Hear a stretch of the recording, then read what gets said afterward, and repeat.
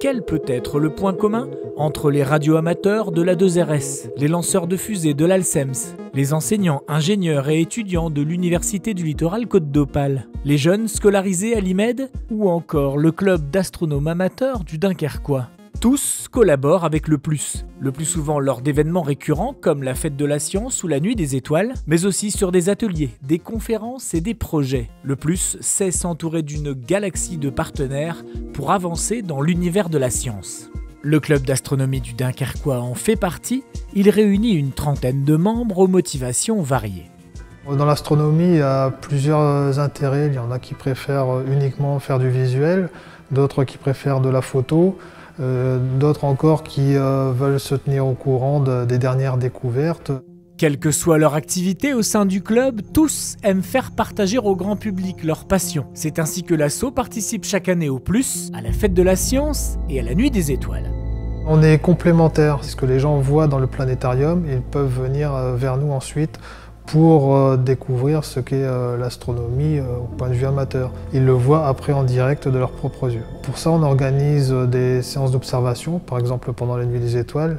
Le jour, on observe le Soleil, la nuit, on observe les étoiles, le ciel profond, les planètes, la Lune. C'est ce qui nous permet aussi de nous faire connaître. Et les gens découvrent ce qu'ils n'ont pas l'occasion de voir tout le temps. Se faire connaître, c'est aussi l'ambition de l'équipe de radioamateurs de la 2RS. Le plus est un partenaire de premier rang, une vitrine. On participe à la Fête de la Science en présentant notre matériel et notre hobby de radioamateur et notre fonction également de montrer un peu ce que les scientifiques ont découvert et ce que nous, radioamateurs, peut faire à notre niveau. Les radioamateurs ne se contentent pas de communiquer avec le monde entier. Ils captent le son de l'univers et viennent appuyer le plus dans le projet Fripon, un réseau de 100 caméras réparties partout en France, dont une sur le toit du Palais de l'Univers, pour surveiller le ciel et détecter les météorites et pourquoi pas les retrouver au sol. Nous, on écoute l'activité sonore de ces météorites qui génèrent un bruit à chaque passage.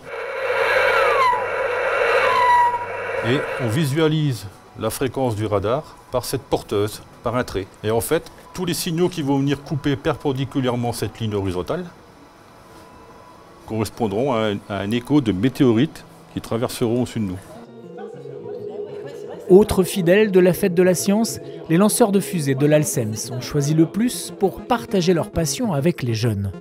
Nous organisons des ateliers de construction de modèles réduits de fusées. On apprend en fait aux participants différentes notions aussi bien de mathématiques que de sciences et aussi beaucoup de notions de travaux manuels. Ils construisent donc leurs fusées et ensuite on va ensemble les lancer en présence des parents. On se sent très bien au niveau du bâtiment qui est très moderne. Et puis on est très bien accueillis par l'équipe, que ce soit l'équipe de l'accueil, l'équipe administrative, l'équipe technique qui nous aide beaucoup pour l'installation du stand. C'est un bel édifice et c'est surtout un lieu où tout ce qui est les sciences sont concentrées en fait. C'est le projet ARIS qui lie les élèves de l'Institut médico-éducatif de Dunkerque et le plus. Avec le soutien du club radio-amateur, les jeunes gens concourent à un projet international. Objectif, gagner un temps d'échange son et images avec des astronautes de la Station spatiale internationale. On essaie de faire un dossier pour contacter un spationaute tel que Thomas Pesquet. On était allé au plus pour faire des expositions. On a vu des explications sur les planètes, la découverte de l'espace, comment vivaient les spationautes à bord de l'ISS. Ça fait 2 ans qu'on est sur le projet ARIS. Ça fait le 2e dossier qu'on envoie. Moi, ce que je retiens de cette expérience, c'est que les jeunes de l'IMED ont appris énormément de choses au sujet des planètes et je suis épatée de toutes leurs connaissances. On a été très surpris de l'accueil chaleureux du plus. Enfin, c'est des expériences accessibles pour tous. Ils sont vraiment attentifs aussi au fait qu'on a des jeunes déficients. Donc ça, ils sont très ouverts et même aux séances du planétarium, ils adaptaient par rapport à notre projet. Le centre de vulgarisation scientifique ne pouvait évidemment pas exister sur le territoire sans avoir à ses côtés un précieux allié. Depuis 9 ans, le PLUS et l'Université du Littoral Côte d'Opale sont partenaires et mènent ensemble des actions auprès du public pour le bénéfice de tous. On a commencé par faire la fête de la science, qui existait déjà mais qui était faite à la CUD. Et donc ça devenait naturel de la faire dans un endroit dédié à la science. Donc on a commencé comme ça. Et après, on a eu de plus en plus de visibilité.